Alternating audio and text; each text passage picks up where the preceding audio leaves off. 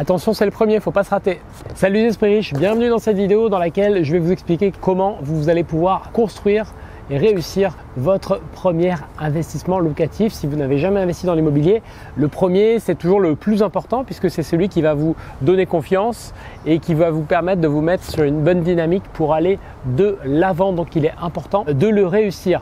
Alors même si lors du premier, on ne peut pas tout faire parfaitement, on peut en tout cas vraiment mettre toutes les chances de son côté pour vraiment faire en sorte que cela fonctionne.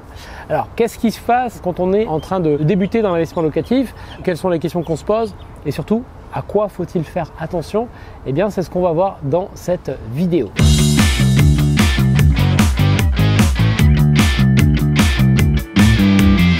Déjà, le premier point et le plus important, c'est que vous devez acheter à un bon prix. Ça, c'est le truc de base qu'il ne faut jamais oublier. Vous devez acheter à un prix au mètre carré qui soit intéressant. Donc, je vous donne un exemple.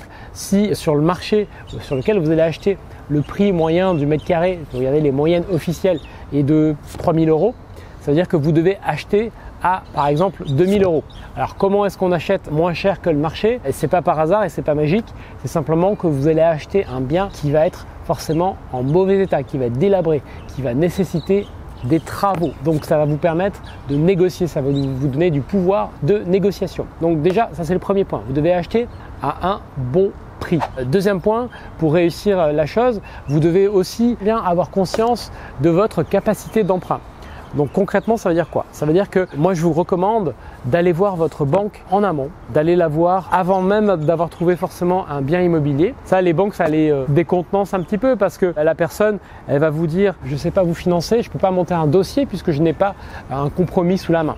Donc c'est ce qu'il faut évidemment lui expliquer, lui dire que vous le savez tout à fait et lui dire « moi, je veux juste connaître ma capacité d'emprunt comme ça de manière théorique ». Pourquoi je vous recommande de faire ça? Parce que ça va vous rassurer sur finalement ce que vous pouvez obtenir comme financement et ça va vous donner aussi un argument vis-à-vis de votre vendeur pour lui dire voilà, moi j'ai le papier de la banque qui me donne cette capacité d'emprunt et surtout de lui dire cette capacité d'emprunt comprend toutes mes dépenses, donc l'achat de votre bien mais aussi les travaux et les frais de notaire. Donc pour que votre opération, je puisse moi l'acheter, il faut que je l'achète à tel prix pour que tous les autres éléments puissent rentrer dans le budget. Donc vous voyez, ça devient un argument de négociation. Donc ça, c'est la deuxième étape et je vous recommande de faire ça assez tôt finalement dans votre démarche pour pouvoir vous lancer sereinement dans l'immobilier. Après, il va y avoir la troisième étape, super importante, de choisir un mode d'investissement qui soit rentable, un mode d'exploitation. Donc colocation, location courte durée, meublé à l'année, peu importe.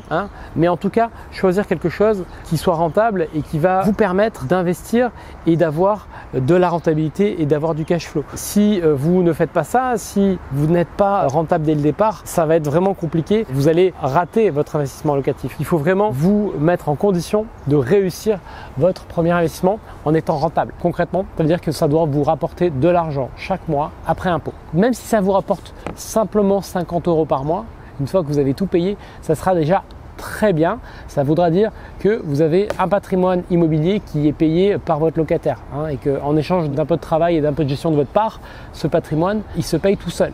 Donc ça sera déjà une belle réussite. Ok, donc vous choisissez un mode d'investissement rentable et après, derrière, vous allez chercher à apporter de la valeur dans votre bien, à rénover.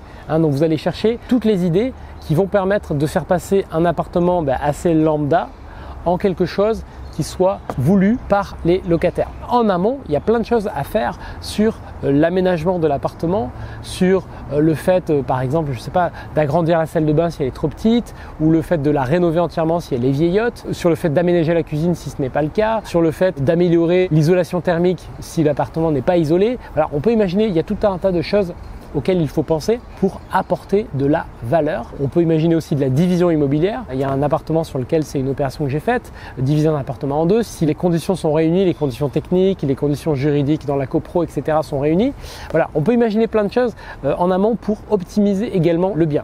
Et après, effectivement, il y a l'étape de homestaging, de décoration, tout aussi importante qu'il ne faut pas négliger parce que avec finalement des choix assez simple de couleurs, de matériaux, d'objets. Vous pouvez transformer vraiment la face d'un appartement de quelque chose de standard à quelque chose qui crée un petit effet coup de cœur.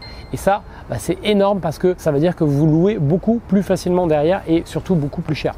Donc voilà, voyez les étapes. Et donc, une fois que vous avez identifié ces idées, fait les travaux également, après, simplement pour réussir votre investissement, il va falloir simplement réussir le lancement de votre opération, c'est-à-dire notamment la mise en annonce, les photos que vous allez réaliser. Et puis après, on rentre dans un processus peut-être de plus long terme où là, on va parler plutôt de la gestion classique à moyen long terme. Tout dépendra du mode d'exploitation que vous avez choisi parce que ce n'est pas la même gestion si vous avez un meublé à l'année ou une colocation ou une location courte durée. Mais voilà, il va falloir mettre en place les processus, mettre en place tout ce qu'il faut pour réussir la gestion de votre bien dans la durée.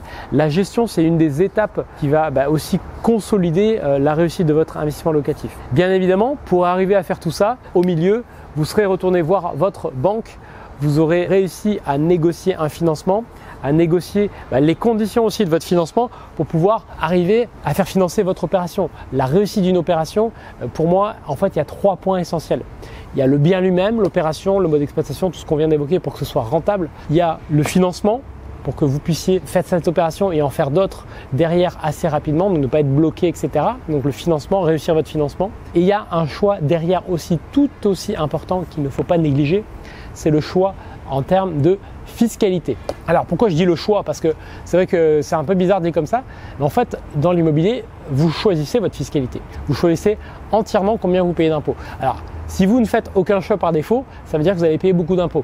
C'est ce que font les investisseurs débutants, les investisseurs qui ne sont pas très formés, quoi. Je repense à une conversation que j'ai eue avec une personne il n'y a pas très longtemps d'ailleurs, et cette personne me disait « Ouais voilà, moi j'ai un appartement que j'ai meublé, mais voilà, je paye beaucoup d'impôts. » Alors je lui dis « Tiens, c'est bizarre. » Je commence à lui poser des questions.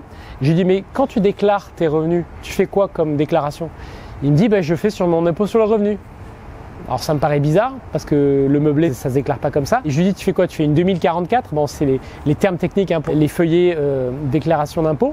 Il me dit oui. J'ai dit mais là tu as un problème, c'est que tu me dis que tu fais du meublé mais tu fais une déclaration d'appartement en location nue, en revenu foncier.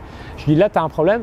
Donc déjà je comprends que ta fiscalité soit pas bonne, mais c'est juste que déjà là je pense que tu sais pas ce que tu fais, quoi. Ça m'a étonné qu'on puisse faire ce genre d'erreur, mais voilà, c'est que moi je suis un peu habitué à faire ça maintenant. Mais voilà, le choix de la fiscalité. Donc cette personne pensait avoir fait du meublé, mais en fait elle n'était pas du tout meublée, elle était au régime des revenus fonciers, la location nue, et qui est le régime le plus défavorable en termes d'imposition. Donc voilà, choisir sa fiscalité, c'est aussi réussir son projet. Donc la location nue est très défavorable, assez déconseillée de manière générale, en tout cas en nom propre, et à contrario, la location meublée, le régime dit loueur meublé non professionnel, LMNP, qui rentre dans la catégorie des BIC, bénéfices industriels et commerciaux. La location meublée permet d'avoir un régime fiscal beaucoup plus avantageux et vous allez donc pouvoir piloter votre fiscalité en pilotant les charges que vous faites sur votre bien immobilier, notamment les travaux. C'est pour ça que je dis que la fiscalité, c'est quelque chose qui se pilote. Voilà, donc vous voyez les 3 points essentiels, ils sont là, hein. Le bien, le financement, la fiscalité. Quand vous réussissez ces 3 aspects-là, vous réussissez votre projet locatif.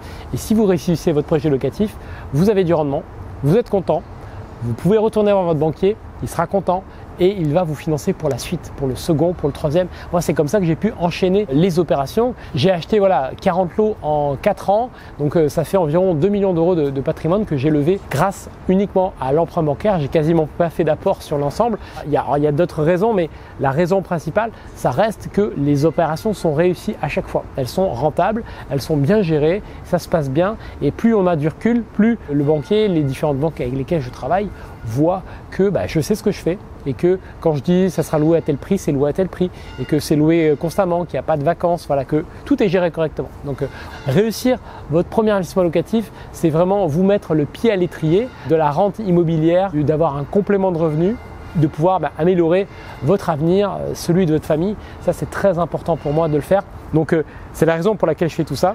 En tout cas, si vous souhaitez aller plus loin, que je vous explique comment réussir votre investissement locatif en détail, je vous explique ma méthode pas à pas. J'ai préparé une formation dans laquelle tout est détaillé. Il y a 16 modules vidéo, elle est très complète. Il y a plus de 90 vidéos didactiques pas à pas sur chacun des modes de location, sur le financement, sur la fiscalité et sur bien d'autres choses que j'ai appris au gré de mes projets immobiliers. Donc je vous invite à regarder dans la description si cela vous intéresse. Je serai très heureux de vous retrouver de l'autre côté pour vous accompagner. Voilà, merci de regarder cette vidéo. J'espère que ça vous a éclairé. Et en tout cas, je vous dis à bientôt et je vous souhaite un bon investissement locatif.